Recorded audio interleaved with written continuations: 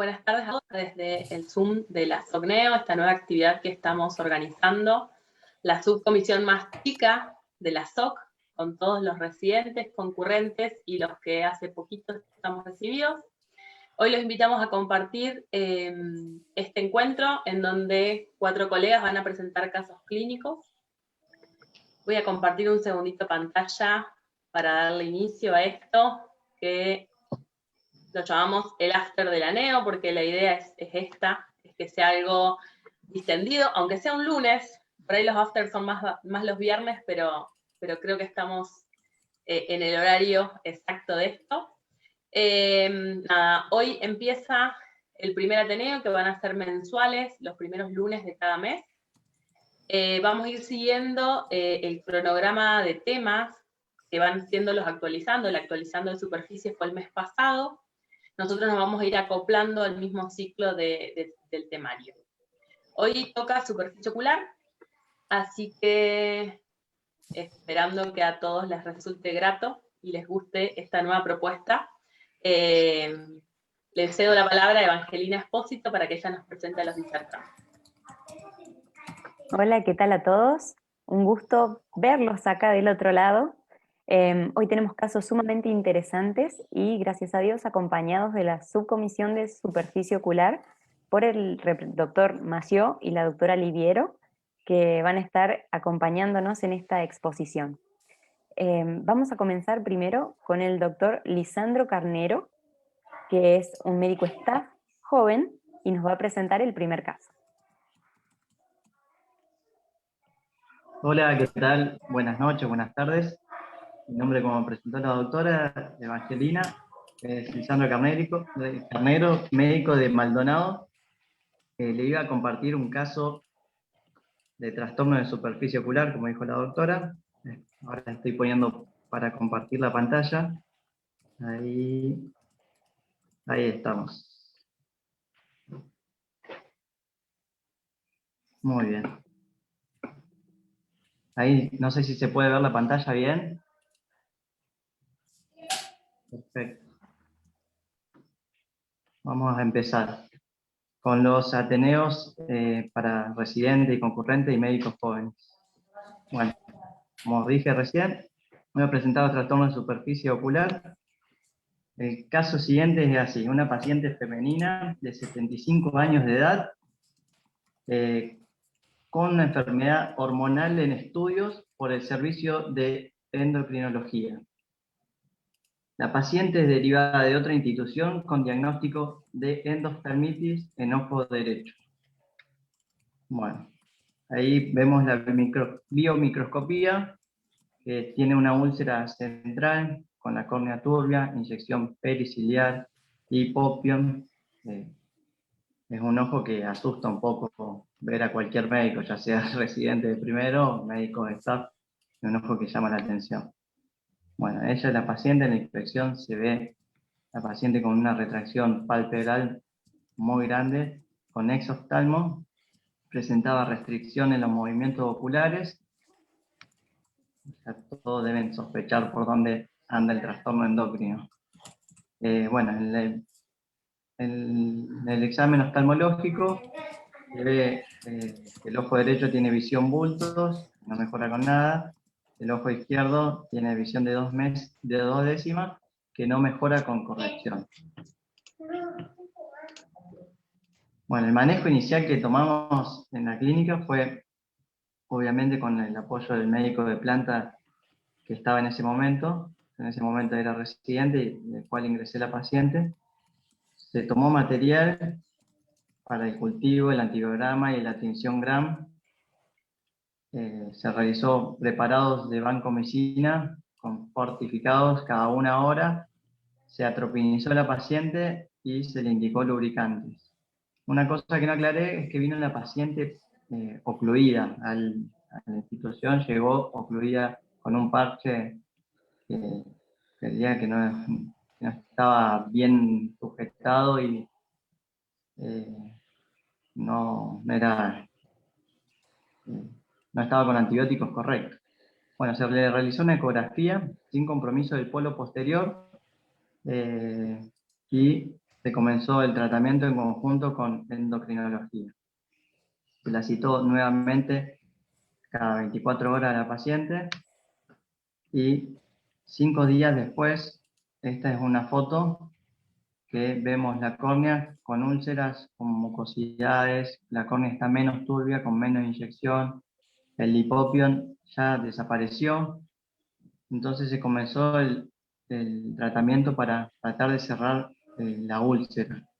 En la infección aguda obviamente se sigue con los fortificados, se solicitó tomografía computarizada de órbitas, los resultados del cultivo llegan los resultados negativos y se le agregó corticoide a la paciente. Se le realizó una cámara húmeda artesanal, que en las fotos siguientes la voy a mostrar cómo se hizo. Se indicó una blefaroplastia en la paciente con una resección del elevador y se le indicaron inyecciones perioculares de triancinolona.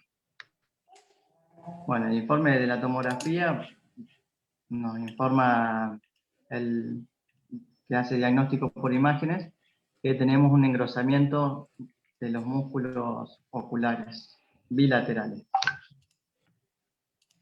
Muy bien, esta es la paciente recién salida de quirófano, con la cámara húmeda que le armamos, eso le mantenía bastante húmedo, le hacía todo el efecto de cámara húmeda, ¿no? Y con las blefaroplastias ya realizadas. Vemos a través, no sé si se ve muy bien, a través del parchecito ya vemos que bajó un poco el elevador del párpado, los párpados. Bueno, esta es una foto de la señora ya con el ojo menos prendido fuego, por así decirlo en criollo, ¿no? La úlcera la sigue teniendo y está con antibióticos tópicos, pero ya no con fortificados. Bueno, la paciente continúa con síntomas de ojo seco, presentando queratitis difusa, aún con tratamientos lubricantes de todo tipo, ya sea geles, ungüento, lágrimas con carbomer, con hidroxi, con trialosa, le dimos de todo a esta paciente. Se realiza el 3/7, sería casi 4 semanas después de que ingresó la paciente, la segunda inyección periocular de corticoides con triancinolona. Bueno, al mes de eso casi se decía una cirugía de catarata del ojo izquierdo, que era el que estaba menos comprometido, y con inyección de vuelta periocular de corticoide con triancinolona en ambos ojos. Bueno, 2 meses después la paciente regresa con síntomas y empeoramiento de ojos, del típico ojo seco, que me arde, me duele, todos los síntomas típicos de arenilla.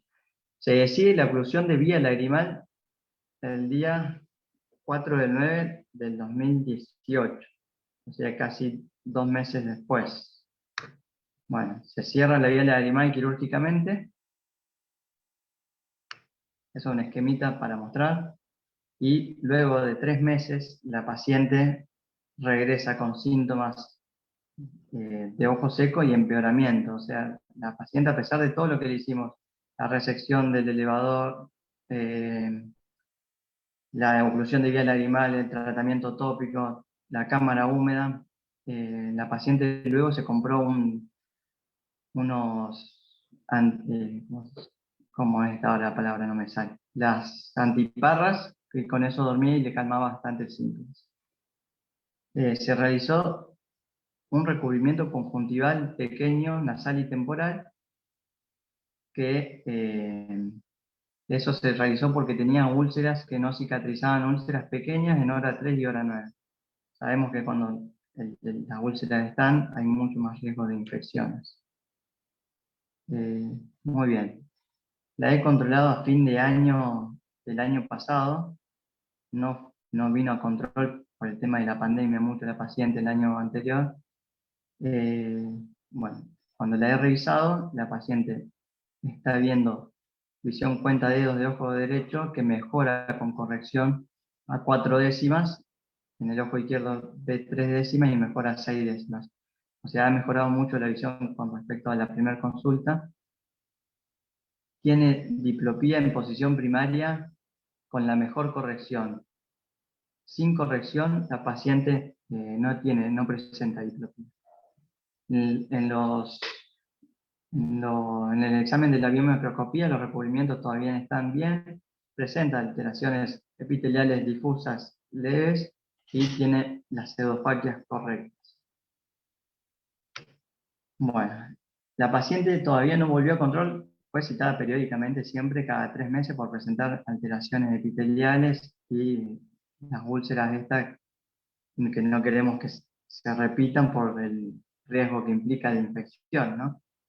¿Por qué no volvió la paciente? Esa es la pregunta mía que más me quedó ahora. Una pregunta es, ¿seguirá con síntomas de ojo seco graves, severos? ¿Se habrá cambiado de médico?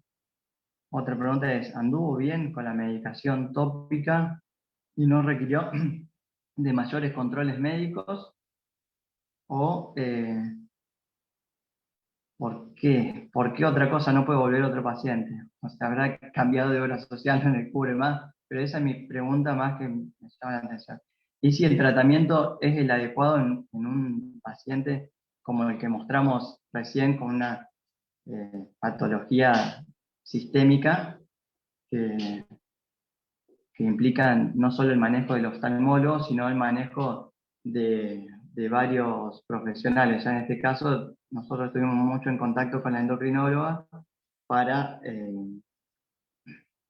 para decidir los tratamientos y cómo continuar.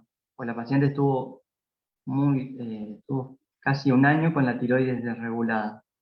Entonces estaban evaluando de sacarle la tiroides, tratamiento con yodo. Entonces, mientras la enfermedad, sabemos que esta enfermedad de una orbitopatía tiroidea de Graves son patologías inflamatorias, mientras esté activa hay que hacer ciertos tratamientos, ya sea descompresiones orbitarias, oclusiones biolagrimales, blefaroplastia. Siempre queda en la duda de si hicimos el tratamiento mejor para la paciente. La paciente, la verdad que tuvimos buenos resultados y la paciente estuvo contenta el tiempo siguiente. Pero siempre queda en el médico preguntarse si es lo mejor para la paciente en ese momento, lo que le hemos hecho. Exacto. Bueno, así es. Felicitaciones, Lisandro, porque la verdad que muy buena tu presentación. Yo creo que esa pregunta tiene que manejar toda nuestra práctica clínica, ¿no es cierto? Y siempre apuntar a la formación médica continua. Con respecto a lo que dijiste, tengo una pregunta. ¿Cuál es el Sí. valor de la estesiometría en esta paciente? ¿La Según vos, valor de de qué? la estesiometría, de medir la sensibilidad corneal en esta paciente. Sí. Ese sería y sería muy importante porque estaríamos hablando también podría ser una úlcera neurotrófica, ver, descartar otros trastornos de la sensibilidad que afecten también la superficie ocular. Esto también es muy importante, no se ha medido, no se hizo la prueba en este caso de eso. Es curioso, por eso, doctora Liviero, No, doctor Mación, no sé si quieren Sí. aportar algo. Yo quería preguntar, bueno, uno por ahí tiene como un orden, ¿no? Que bueno, por ahí muchas veces ayuda. Preguntar si le hiciste un test de Schimmer. Me gustaría saber, digamos, en el primer momento cuando lo encontraron al paciente con esta úlcera, estaba muy alterada la dinámica del parpadeo, la paciente no terminaba de ocluir. Me quedo pensando también eso, el test de Schimmer, qué volumen de lágrima manejaba, y no descartaría otros tipos de patología, o sea, no me quedaría quizás solamente pensando que es una enfermedad autoinmune, por ahí las autoinmunes se asocian, entonces no descartaría, sabiendo si es un ojo acuodeficiente, investigar a otras enfermedades que tengan que ver con lo reumatológico. Me quedo pensando eso yo. Te pregunto, no sé si le hicieron test de Schimmer. sí, le hemos hecho el test de Schimmer, lo único que no le hemos hecho es el análisis bioquímico de la lágrima. El test de Y el test Schimmer era bajísimo Ahora no lo he anotado ahí, pero tenía menos de 1 milímetro, o sea, era muy bajo el test de Schirmer. Digo, y consulta con reumatología, me quedo pensando Claro. también por la úlcera, por la forma tórpida de la presentación, que a lo mejor estaba asociado a la dinámica de parpadeo alterada por el exoftalmo. La No sé, consulta Pablo, con vos. reumatología, no, manejamos la consulta siempre con endocrino y el médico clínico. Habría que estudiar un poco más, a ver si no tiene algún síndrome de lesión, otra patología autoinmune, sobre todo cuando uno revisando los casos, ¿no? Se pregunta por qué hizo las úlceras periféricas, que eso más habla de patología autoinmune, cuando le Tal cual. decimos hacer recubrimiento. Entonces ahí sí habría que hacer algún tipo de biopsia, algo, no sé, ustedes si le mandan a biopsiar directamente de la conjuntiva o lo piden que el reumatólogo Y yo en mi los caso haga. generalmente lo manejo con reumatología, que ellos inician, digamos, con un laboratorio, piden anti-RO, anti-LA, factor antinuclear, factor reumatoideo, proteinograma, y en base a cómo, si piensan un síndrome de Sjögren, en base a cómo le dé el laboratorio, si fuera negativo, y en ese caso, ahí sí, por ahí podemos pensar en una biopsia, sospechando un síndrome de Sjögren también asociado a boca seca, otros signos. Pero bueno, lo dejo pensando como no No, descartaría otro tipo de patología asociada más allá de la oftalmopatía distiroidea, ¿no? no, está muy bien. Si llega a volver la paciente, vamos a hacer la consulta con reumato, así nos quedamos, nos sacamos las dudas también.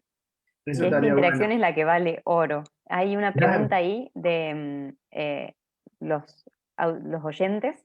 Quieren saber si consideraste suero autólogo o tarsorrafia en esta paciente. Al principio, cuando llegó la paciente, se consideró una tarsorrafia. El suero autólogo nosotros lo usamos mucho también, pero por ahí el suero autólogo, en este caso, no sé si ustedes están de acuerdo de sacarle a la misma paciente o hacer con sueros de otro tipo de persona. Porque si tiene una enfermedad autoinmune y llega a tener algunos anticuerpos, algo que pueda perjudicar más, y la verdad que resolvió bien la úlcera como primera instancia, o sea, haciendo el tratamiento médico con los lubricantes tópicos. Nosotros por ahí lo consideramos más cuando ya no hay muchas respuestas del suero autólogo. Ustedes, no sé si hacen mucha terapia con suero autólogo en casos, o esperan un tiempo a que resuelva con tratamiento tópico, con colirios, ungüentos. Eso que vos decís de ser autólogo sin estos elementos inmunológicos, se llama immunosafe, que en otros lugares del mundo lo que hacen es aumentar la temperatura para sacarle el complemento, pero acá lo usamos, por lo menos en mi caso, aunque sean enfermedades autoinmunes, usamos el mismo suero del El mismo paciente. suero. El suero autólogo. Generalmente no presenta ningún efecto secundario, por lo menos en mi caso, que lo uso mucho el suero autólogo, en el caso de estos distrofismos corneales, no hay ningún problema. Vos acá tenés realmente una verdadera emergencia oftalmológica. Hay dos emergencias dentro de la orbitopatía distiroidea. Una es la parte neurooftalmológica por compresión, y otro es Claro, estas úlceras por exposición, que según infiero, es porque el párpado no llega a contactar y genera un lagoftalmo, por eso te dio negativo y por eso. Pero algo más debe tener esta paciente que habla de una epiteliopatía crónica, por eso lo que decía la doctora Espósito es lindo, o sea, ver cómo está la sensibilidad corneal. No hace falta tener el especiómetro de Coquet-Bonnet, vos podés agarrar cualquier hilito o una pestaña, y apoyar claro. sobre la córnea para ver más o menos la sensibilidad, ¿no? Eh, Definitivamente vos tenés acá un CAS casi de 5. Vos me mostraste muchos síntomas y muchos signos de que hay una orbitopatía distiroidea activa. De los 7 signos del CAS, vos me mostraste 4 o 5. Así que hay que tratar el Sí. distiroidismo, definitivamente está perfecto que lo hables con endocrinología. Me gusta la opción del doctor Oliviero. Mandalo a reumatología también para ver, porque acá tenés un distrofismo corneal, una úlcera por exposición, tenés un fallo de la epitelización y una inflamación que no cede completamente, a pesar que está perfecto, que le has dado todos los antiinflamatorios perioculares, ¿no? Otra forma es darle corticoides por boca, si los anticuerpos anticicloblinos TRAPS están muy altos, podés considerar con endocrinología dar corticoides por boca, ¿no? Y otra opción, más allá del suero autólogo, si tenés vos un buen cierre palpebral después de esa cirugía que le hicieron, que es la resección del elevador, que está perfecta, me encantó esa idea, una tarsorrafia también puede ser. Si tenés buen cierre, puedes colocarle una lente de contacto de tipo escleral o de apoyo escleral. También se puede pensar en eso. Pero bueno, tenés ante tus manos un caso bien desafiante. Y bueno, yo siempre digo que, ¿por qué no lo vi más al paciente? Generalmente es por dos situaciones, o porque está bien, o porque la obra social ya no le cubre más en tu consultorio, y está en otro lado. Tal Claro. cual eso suele pasar. Muy bien, Sí. Hoy entonces. por hoy habría que sumarle una variable más con una paciente de 73 años que, ojo, no lo descartemos, que es el COVID, ¿eh? Cierto. Sí, Que sí, no vuelvan sí. por eso.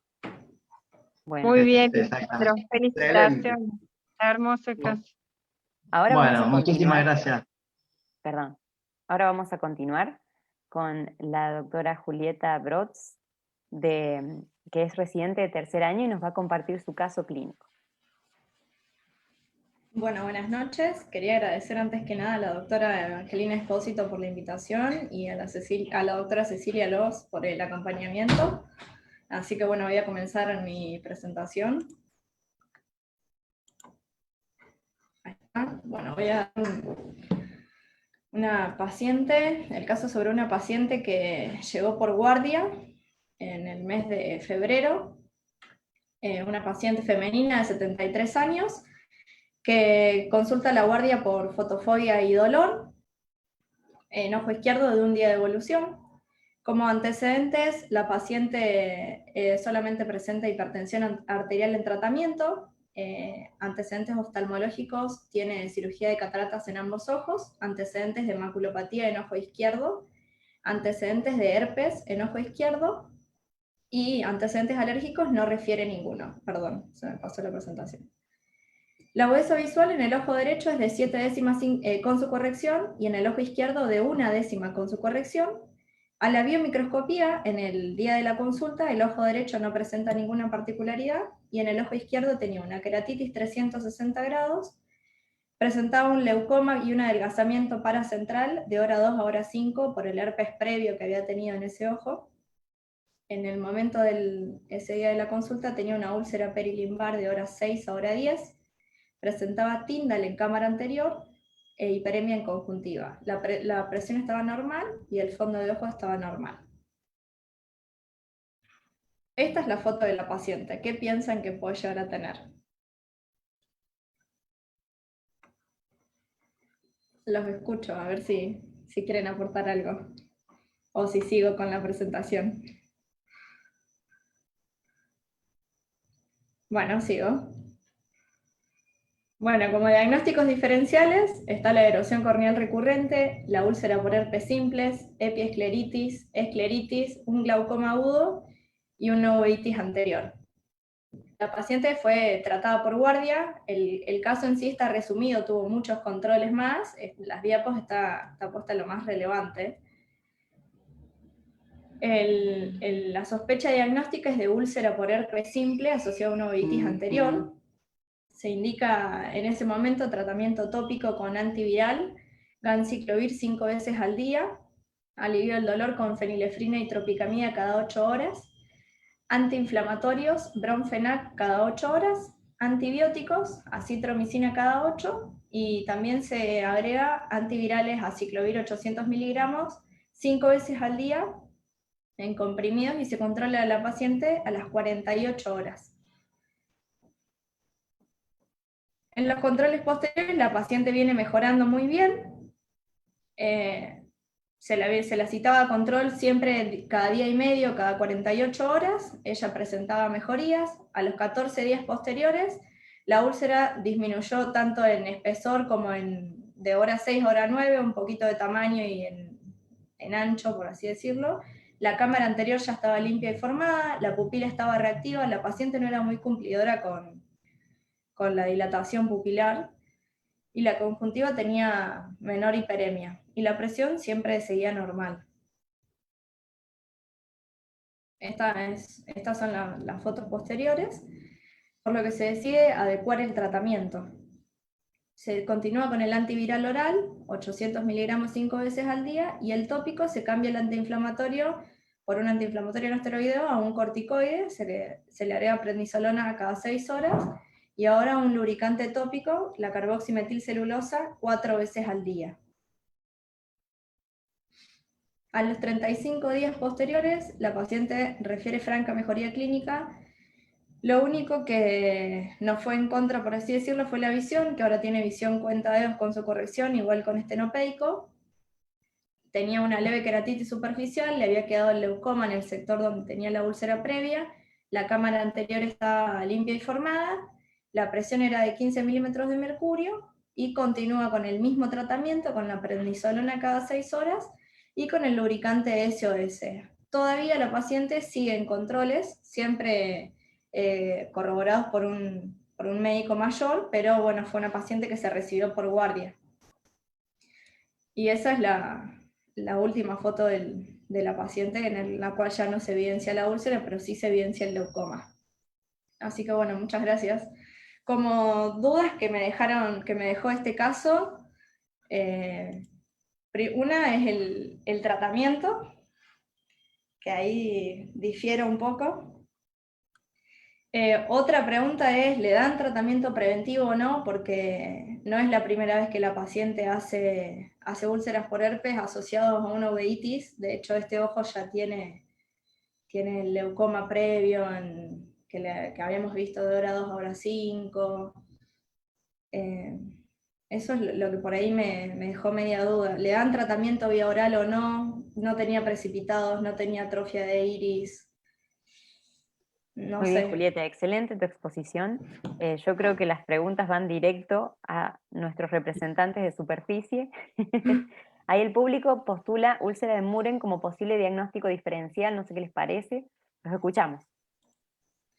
Yo voy a hacer un pequeño aporte de lo que me pareció a mí viéndolo de espectadora. ¿Fue realmente una uveitis anterior por herpes o fue una inflamación del segmento anterior, secundaria a la úlcera? Me genera esa duda, que la responda el doctor Oliviero. Bueno. Un caso lindo también y desafiante, ¿no? Ahora, tenés una úlcera, a tu entender, herpética, de tipo geográfica, no es la forma de presentación más usual del herpes en la córnea, y está en una localización muy a 180 grados de donde inicialmente estaba, porque vamos a decir que el leucoma estaba en hora 2, 5, y después la úlcera la hizo en hora 6, 7, ¿no? Sí, A ver, yo veo una úlcera en forma de semiluna, muy cerca del limbo, con compromiso del limbo en el sentido de que hay inflamación conjuntival asociada y hay una reacción en cámara anterior de tipo Tyndall, pero no pareciera más allá de eso, que me habla a lo mejor de que esa úlcera es profunda y que está haciendo una uveitis de tipo aséptica, ¿no? Yo, si tuviera que hacer mi diagnóstico en base a esto, más que un herpes, pensaría en una úlcera de tipo inmunológica. Esas son las típicas que vemos nosotros en las artritis reumatoideas y en otros síndromes reumatológicos. Así que te invito a que si la ves nuevamente a la paciente, le hagas una interconsulta con reumatología para ver eso. Porque fíjate vos que respondió a los corticoides, mucho más que al ganciclovir, ¿no? A ver, yo me inclino más por ese diagnóstico. Doctora Oliviero, ¿qué opina? Yo pienso igual que vos, bueno, no sé si uno está con el chip, con lo inmunológico, nosotros vemos tantas enfermedades inmunológicas que bueno, por ahí estamos más abiertos a pensar en eso, por la localización que tiene, las características. De todas maneras, yo me quedé pensando, ¿por qué tenía visión cuenta dedos? Lo último... Porque tiene maculopatía de ese ojo. Ah, tiene una maculopatía. Okay. Sí. Ok, es por eso. Está bien, pero sí, digamos, no descartaríamos algo que sea inmunológico. Bien. Y respondiendo a una de las preguntas sobre la úlcera de Muren, podría ser una úlcera de Muren, pero las úlceras de Muren son mucho más grandes, mucho más profundas, hay un compromiso epiescleral y escleral asociado bastante significativo, hay mucho dolor, no sé acá si tenía algún dolor o algo, pero me parece que es un paso previo a la úlcera de Muren esto, es más inmunológico tranquilo que úlcera de Muren. Y Pablo, con respecto a lo que ella decía, si hubiera sido una úlcera herpética y uno piensa en una úlcera recidiva, sí uno le mantiene un poco más el aciclovir 400. Yo lo manejo, yo trabajo en una polivalente, entonces trabajo con infectólogos, así como con reumatólogos, entonces por ahí nos resulta, yo hasta le pido por ahí una interconsulta y hacemos un tratamiento un poquito más a largo plazo. Más en conjunto, está bien. Definitivamente. ¿Tenés sospecha de herpes? Dale la aciclovir, no es tóxico, es tranquilo, combinarlo con un infectólogo y demás. Otra cosa, hay dos cosas que me llamaron la atención de la presentación y que estoy acordando. Cuando vos tengas una úlcera con Tyndall, tomale muestra siempre, para ver si hay algún microorganismo allí. Y más este tipo de úlceras que son grado 2, límbica, puede ser inferior, podría ser un estafilococo eventualmente también, pero bueno. Y otra cosa, cuando tomes la PIO en una sospecha de infección, hacelo porque estás buscando realmente una hipertensión ocular. Yo la PIO no se la tomo si sospecho de infección en la córnea, o por lo menos desinfectar el tonómetro para que no transmitamos microorganismos. Y viste, Pablo, también que llama la atención la congestión que tiene conjuntival, el grado de inflamación que tiene. Viste que en una de las fotos que mostraste, al perilímbico tiene una congestión bien importante, por eso también uno termina pensando en no ser algo inmunológico. Sí, claro, los dos diagnósticos diferenciales, ¿es herpes o es inmunológico? Básicamente. Bueno, excelente. muchas gracias. Excelente. Perfecto. La verdad que muchas perlitas para llevarse a la casa, porque esto de tomar muestra cuando hay Tyndall es muy importante, ¿eh? Anoten bien porque es fundamental. Ahora vamos a escuchar el caso número 3. El caso número 3 lo va a presentar la doctora Camila Holgado, que es residente de primer año. La escuchamos.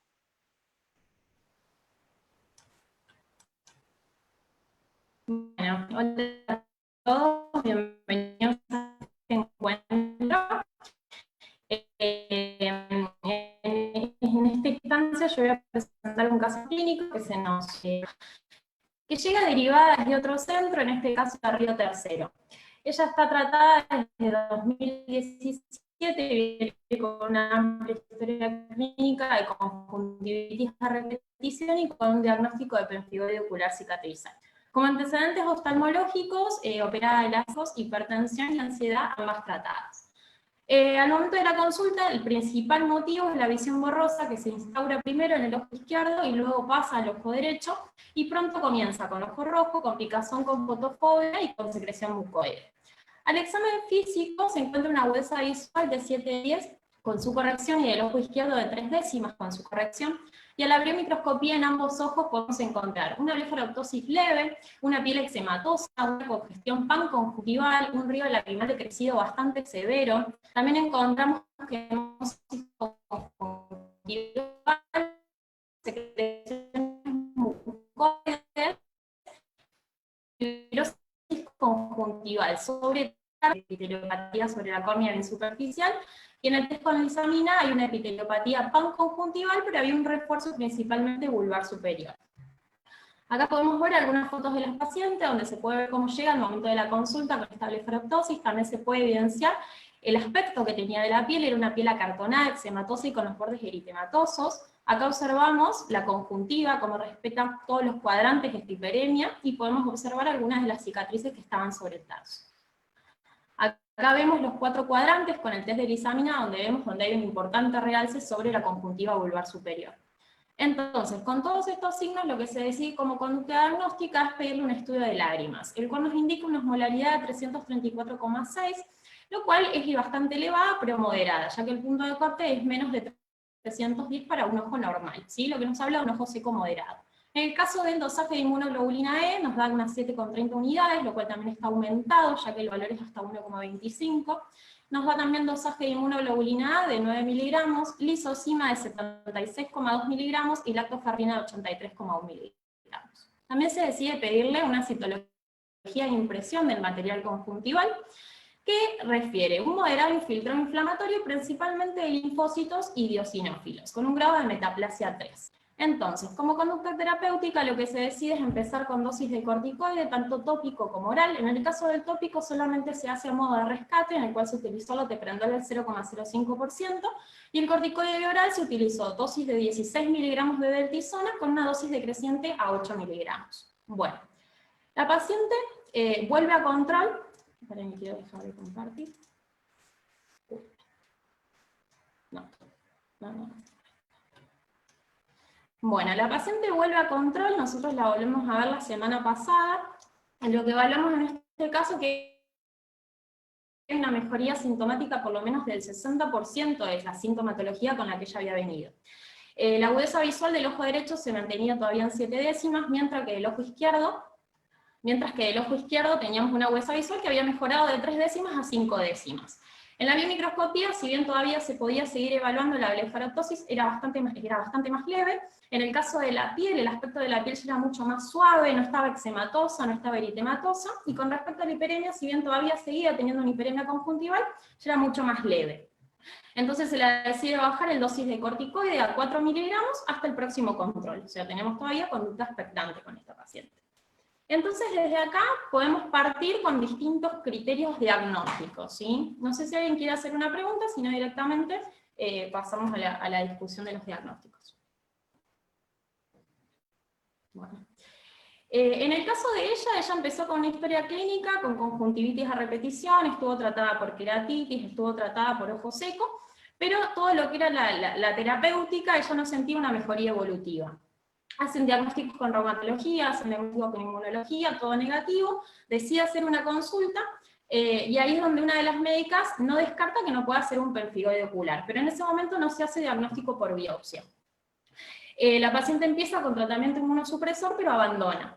Y después nos viene derivada a nosotros con toda esta sintomatología, ¿sí? Yo creo que pensar en un pemfigoide ocular cicatrizal al principio no está mal, de hecho sabemos que es una patología subdiagnosticada en muchos casos, y cuando se llega, digamos, al diagnóstico ya tenemos un estadio 3, un estadio 4, que hace que la comorbilidad de la patología ya sea mucho mayor. Entonces, está bien pensado, pero nosotros desde acá tenemos otro componente, que es el estudio de las lágrimas, ¿sí? Tenemos por un lado una inmunoglobulina E elevada y por otro lado eosinófilos elevados. Esto a nosotros nos habla de que hay una atopía en esta paciente. Entonces ahí ya el camino del diagnóstico empieza a ser otro, ya que el pemfigoide responde a otro tipo de hipersensibilidad y otro tipo de mecanismo. Entonces acá nosotros empezamos a pensar en una queratoconjuntivitis atópica. Si bien responde con la sintomatología, responde también con el criterio etiológico, ya que la paciente suele ser una patología crónica, que empieza así con esta inespecificidad, aparece también en edades tempranas, entre los 30 y 50 años de edad. Entonces, por el momento, nuestro diagnóstico sería la queratoconjuntivitis atópica. Así que vamos a ver cómo seguimos con la paciente. Por ahora está respondiendo bien a los corticoides, así que tendremos la evaluación. No sé quién quiere decir algo. Excelente. Yo tengo, obviamente, ¿en qué casos considerarías hacerle la biopsia en una primera intención? ¿En qué casos? Sí. ¿Pueden ayudarlos de la comisión? Yo te ayudo, doctor Olga. Cuando evaluamos un paciente potencialmente con signos de pemfigoide, porque los síntomas de pemfigoide no son específicos de la patología, y muchas veces sistémicamente están sanos, pero lo primero que tenemos que ver es el acortamiento de saco inferior. Hay 4 signos, 4 estadios de Foster. El Foster 1 es acortamiento de saco, con cicatrices conjuntivales, ¿no?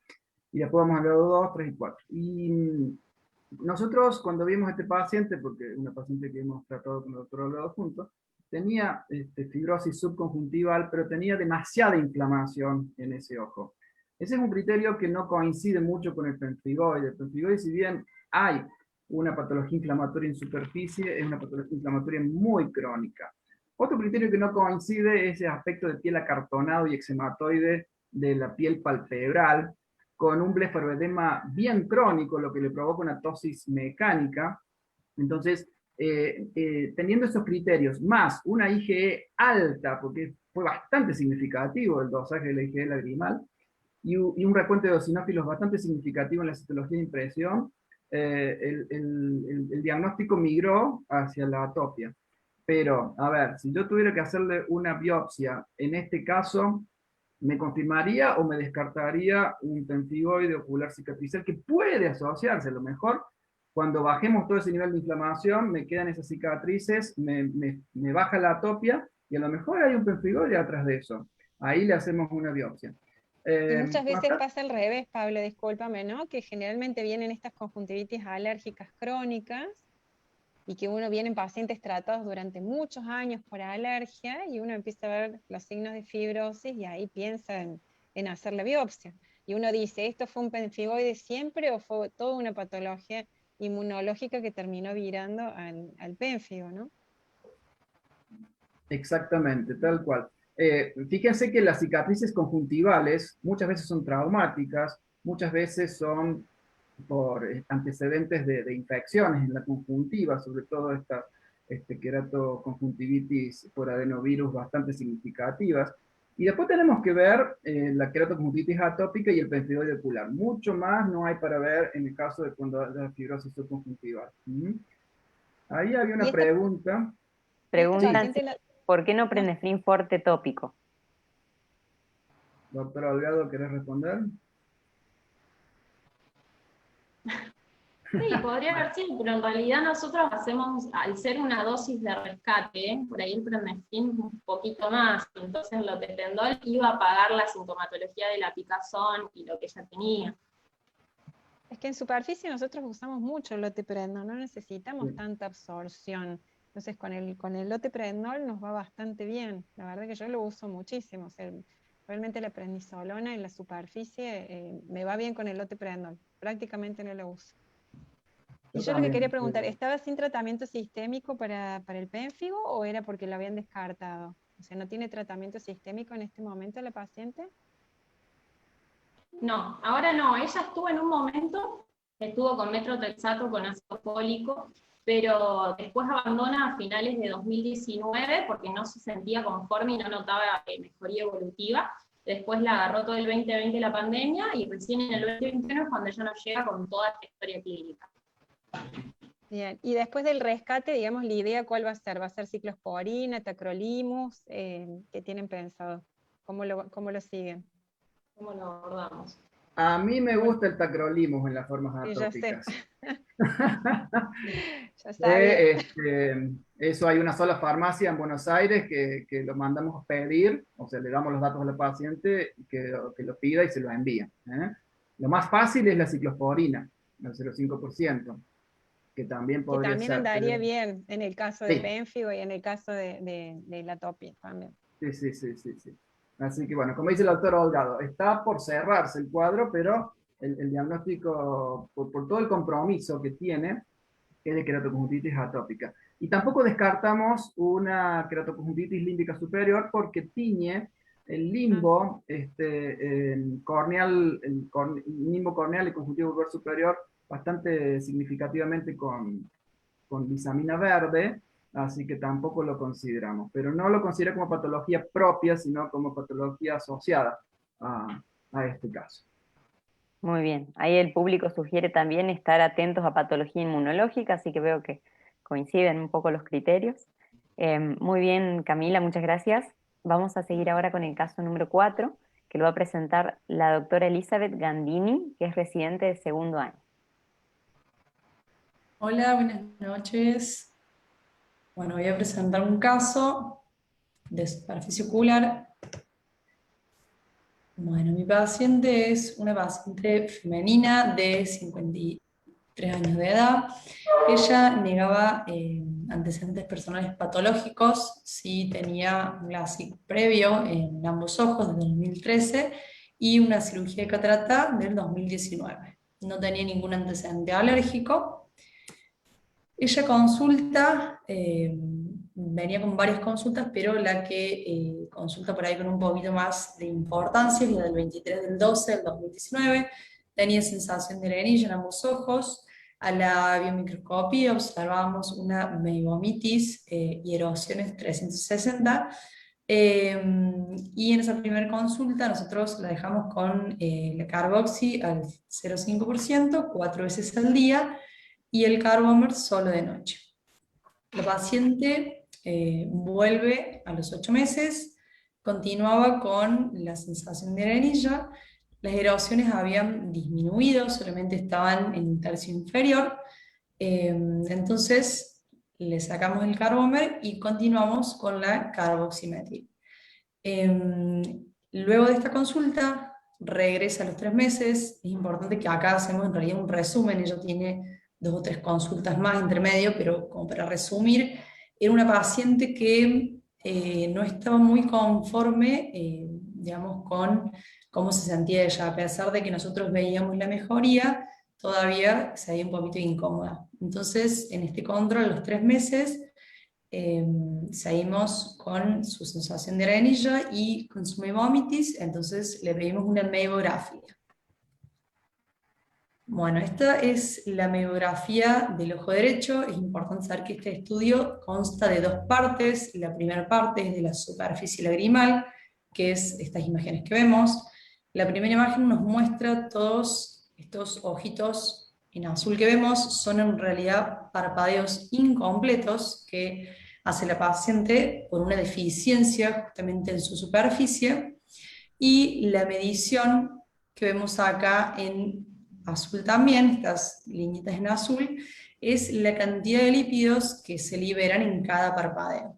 Entonces, en este estudio vemos que el porcentaje de lípidos eran 66 en cada uno de sus parpadeos y que, como vemos, hace 11 parpadeos incompletos, ¿sí? Y lo que vemos en el video un poquito más acelerado. Es importante que ella presentaba la misma sensación de arenilla en ambos ojos, ¿sí? ¿Por qué digo esto? Porque en su ojo izquierdo presentaba los mismos síntomas, pero apenas un poco mejor porque tenía menos parpadeos incompletos, tenía 6 parpadeos incompletos en los 20 segundos versus los 11 del ojo derecho, y tenía apenas un poco más de porcentaje lipídico. Con este estudio, que acá nos hace todo un resumen de los parpadeos y nos marca todos los parpadeos incompletos de ambos ojos, también tenemos esta segunda parte. Esta segunda parte básicamente muestra la morfología de las glándulas, tanto del párpado superior como del párpado inferior. En el ojo derecho podemos ver que están bastante conservadas, no son glándulas ideales en el párpado superior. En el derecho están un poquito mejor, más conservadas, pero si hacemos la comparación el ojo derecho con el ojo izquierdo del párpado inferior, vemos que hay una zona que tiene una alteración, es decir, hay una falta de glándulas en ese sector, y en el párpado superior del ojo izquierdo también hay una zona con una pequeña alteración, ¿sí? Entonces, ambos párpados no tenían una atrofia severa, pero sí tenían alteraciones que podemos ver en el estudio. Con este estudio y este resultado, lo que le indicamos a la paciente es hacerle un LipiFlow.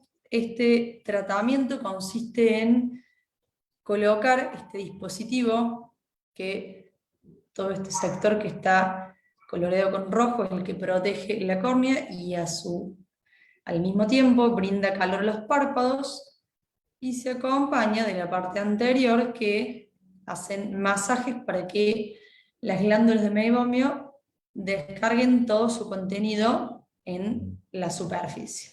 Este estudio aproximadamente dura unos 20 minutos, se hacen los 2 ojos al mismo tiempo, y cumple ciclos de calor y ciclos de masajes. Va subiendo la temperatura al principio, se hacen masajes, luego desciende y hace unos pequeños pulsos hasta que al final termina. En resumen, se hace la compresión, el masaje y el calor de estas glándulas que veíamos en la imagen anterior. Bueno, luego del estudio y del tratamiento, vuelve a controlar al paciente, ya en la biomicroscopía sin ningún tipo de alteración. Sí, todavía ella estaba con la carboxil 0,5, pero solamente 4 veces al día. Al mes siguiente le colocamos el punto plug en el punto lagrimal superior de ambos ojos, y el último mes, que fue el mes pasado, la paciente viene feliz, sin ningún tipo de gota, sin ningún tipo de tratamiento. Entonces, en realidad, resumir este caso y mostrarlo, porque esta paciente estaba, aunque tenía su tratamiento y nosotros la veíamos mejorar, ella siempre refería estar incómoda, hasta que, bueno, finalmente con este diagnóstico, más que nada, aparte funcional, por la parte de la superficie, pero también anatómico en cuanto a sus glándulas, pudimos hacer un buen tratamiento, un poquito más enfocado, y ella ahora está contenta y sin ningún tipo de gota. Un poquito distinto al resto de los casos, pero no sé si alguien tiene alguna pregunta, dudas. Bueno, por lo que vos nos comentás, entonces estabas con un ojo seco de tipo evaporativo. A ver, la verdad que es una maravilla lo que uno ve con el EpiFlow, pero bueno, para los que no tienen posibilidades, es muy importante hacer una secuencia de diagnóstico. En esa secuencia, revisar los párpados, como vos decís, estaba con una meibomitis, es importante evaluar cómo es la secreción de estas glándulas de meibomio, entonces poder clasificarlas, a ver si es serosa, si está más densa, si es más viscosa, inclusive puede terminar hasta en pasta de dientes. Entonces evaluar los párpados, también evaluar, por supuesto, el break-up time. En el caso, digo, cómo nos ordenamos con un ojo seco evaporativo. Ver cómo se evapora o no. Esto de los parpadeos, la verdad que es hermoso, y lo de la capa lipídica también, pero bueno, esos recursos que uno también tiene para ver qué características tiene la lágrima y cuando se evapora, ¿qué pasa? Hacemos que esta capa, la capa acuosa, queda desprotegida, que también se evapora, y no se olvide que esto genera un aumento de la osmolaridad y lo que lleva a la inflamación. Entonces, bueno, no olvidar también que nosotros insistimos con el tema de la inflamación porque a fin de cuentas se termina alterando el epitelio, se generan todos los mediadores de la inflamación. Entonces, bueno, en la mayoría de los casos yo, más allá de que el ojo seco sea evaporativo, siempre termino tratando la inflamación, por eso el loteprednol, la verdad que es mi caballito de batalla. Y bueno, y lo que vos querés conseguir a través de este tratamiento es que estos lípidos estén más fluidos y mejoremos eso, y con eso vas a conseguir la desobstrucción de las glándulas y que vuelva a fluir todo. Así que bueno, muy, muy lindo, la verdad. Tener la posibilidad de hacerlo es muy bueno. Exactamente, gracias. Has presentado un caso típico de ojo seco evaporativo por disfunción de las glándulas de meibomio, ¿no? Coincido con el doctor Oliviero, a veces la evaluación de la secreción glandular de las glándulas de meibomio es significativo. Eso es algo que podemos hacer en consultorio, apretando suavemente las glándulas en dirección hacia la hendidura palpebral, y ahí ver qué tipo de sebum meibomiano tenemos. Me gusta, esa epitelopatía puntiforme o queratitis inferior está dada por la insuficiencia de parpadeo. Otro factor que se agrega a la disfunción de la glándula de meibomio, que tenés ahí una situación palpebral también para contemplar, que muchas veces las vemos en los niños y en los jóvenes, usuarios de computadoras, o en personalidades muy atentas, y para prestar atención se olvidan de parpadear, ¿no? Eso a veces, hay un refrán en inglés que se llama think blink, o sea, piense en su parpadeo, y a veces tenemos que educar al paciente para que se acuerde de parpadear. Pero la interferometría es fantástica para documentar objetivamente eso. Me gusta que tengan ese recurso. Más allá de eso, como dice el doctor Oliviero, no todos contamos con esta situación, pero úsalo si lo tenés a mano, ¿no? Y el tratamiento de la... Hoy existe Sí. digamos, una hipótesis, ¿no? Que con respecto a las glándulas de meibomio, para que drenen la secreción, hay una compresión que viene por parte del orbicular y otro que tiene que ver con el músculo de Riolando. En realidad es como si fuera un efecto de ordeño donde se comprime primero el músculo orbicular, exprime, y el de Riolando primero se contrae y luego se relaja. Entonces, bueno, esto, digamos, se ha visto que esta disminución del parpadeo hace que no salga esta secreción y quizás también sea parte de la obstrucción en el conducto de estos acinos que no pueden liberar su secreción, y quizás esto empeore a la larga la disfunción de glándulas y que aparezcan los síntomas que, bueno, que has visto, el aumento de la evaporación y las erosiones. Ustedes saben que cuando no tenemos parpadeo completo, el volcamiento de los lípidos meibomianos en la superficie ocular es totalmente insuficiente. Más allá de lo que dice la doctora, cuando nosotros cerramos los párpados, eso hace el globo ocular hace una pequeña presión sobre los párpados y eso facilita también el drenaje de las glándulas meibómicas, ¿no? Así que bueno, son muchos factores a tener en consideración. El LipiFlow es muy lindo, lo podés hacer así como está, o podés hacer también un masaje manual, hay aparatitos, pincitas o algo, le pones calor y vas apretando también para hacer el drenaje de las glándulas, los que no tenemos acceso al LipiFlow. No, hacemos eso. Pero es importante también esto de ordenarse, ¿no? De cuando vos tenés un paciente, decís, bueno, ¿cómo hacemos el screening del diagnóstico? No olvidarse también esto, de evaluar los párpados, de ver cómo está la secreción, de ver la arquitectura, si hay telangiectasias o no, si hay los notching, estas atrofias de las glándulas, si hay tapones, o sea, es muy importante también que podemos tener un consenso de diagnóstico. Aquí hablamos a qué llamamos disfunción de glándulas, todo es lo mismo, ¿no? Cómo está la secreción, cómo está la arquitectura, si existen o no telangiectasias, esto es muy importante. Podés apoyar a veces la secreción meibomiana dándole tetraciclinas o derivados como la doxi o la minociclina también para estimular un poco la secreción meibomiana, o los ácidos grasos esenciales como omega 3, que bueno, está discutido eso ahora si realmente funcionan en la secreción meibomiana, pero bueno, nunca está de más recomendarle que incorporen en la dieta un poco más de omega 3. Y no olvidar la inflamación, Pablo, ¿no? Nosotros seguimos con el tema de la inflamación. A fin de Nunca, cuentas, en superficie, claro, en superficie ocular la inflamación es primero. Y ahí nos estaban recordando también el antecedente del LASIK. El LASIK provoca una pequeña denervación de la córnea y el reflejo trigémino-trigeminal de producción lagrimal está alterado en muchos casos, así que también tenemos una forma hiposecretora en estos pacientes, ¿no? Y una queratitis neurotrófica eventualmente. Así que bueno, excelente, me encantaron los casos. Y en el caso de la oclusión, siempre también pensar que el ojo esté desinflamado, por ahí tomarse un tiempo o de ciclosporina, un pulso de corticoides antes de ocluir para no generar un dique con inflamación. Eso también es importante a la hora de pensar en la oclusión de los puntos lagrimales. Bueno, gracias. Realmente muchísimas gracias a los representantes de la Comisión de Superficie Ocular por estar con nosotros. Gracias a los chicos por mostrarnos que el futuro de la oftalmología de Córdoba está bien, porque realmente muy buenas presentaciones. Los aplaudimos. Gracias que también se a la animen, doctora. que presenten clases, sí, la verdad que es hermoso. Es que esta interacción es muy importante para el crecimiento de todos en general. Así que, bueno, muchísimas gracias. Aparte que cada paciente es único, a ver, nos pasa a nosotros, que seguimos haciendo interconsultas, nos preguntamos todos porque no existen dos iguales. Entonces, bueno, uno por ahí tiene un poco más de experiencia porque vio más de algo que lo otro, pero en realidad todos los casos que enfrentamos son únicos. Exacto. Con mi co-coordinadora, la doctora Carola Mafrán, les queremos agradecer a todos entonces y le dejamos la palabra a la doctora Loz.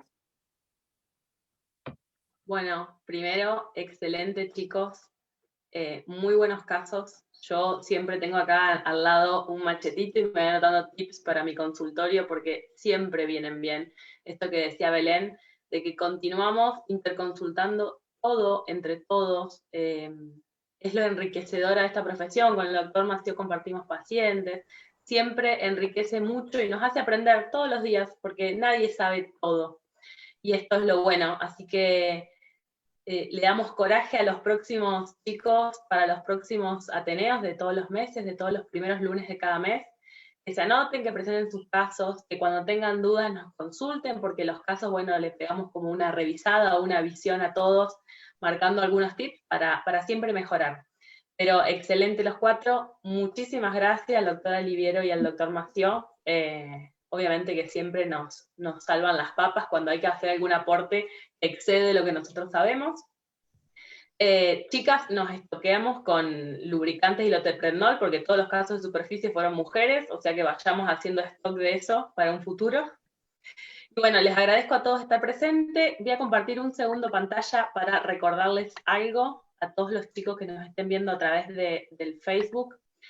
Este es el primer Ateneo que hicimos, es el de superficie ocular. Van a ir siguiendo el mismo temario que los actualizando de la SOC. El próximo mes va a tocar córnea, así que aquellos que tengan casos interesantes de córnea nos contactan a través de WhatsApp de la SOC o del mail de docencia.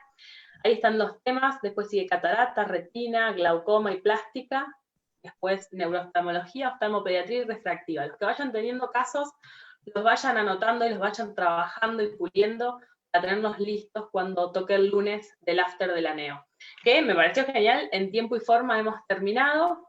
La última cosa que les voy a comentar es que se asocien, que se acerquen a la SOC, o aquellos chicos que están en residencias y concurrencias, tienen que solamente mandarnos sus datos, porque no van a tener cuota durante todo el primer año, que se asocien y después los vamos a ir ayudando con un descuento hasta terminar la residencia. Estamos empezando, este es el primer año de la subcomisión de la NEO, así que los invitamos a sumarse, a participar, aquellos que tengan alguna iniciativa, que quieran presentar algún caso, lo que sea, que se contacten. La idea de la SOC es unir a los oftalmólogos de Córdoba, lograr un trabajo en común, tanto sea la parte académica, que es la que estamos reforzando ahora, como también en la parte gremial y en la jerarquización de nuestro trabajo. Así que nada, todos invitados porque dentro de muy poquitos años son ya colegas formados y vamos a compartir mucho más que alguna clase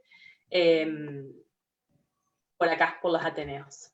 Muchísimas gracias a todos, los invitamos para los próximos y nada, súmense.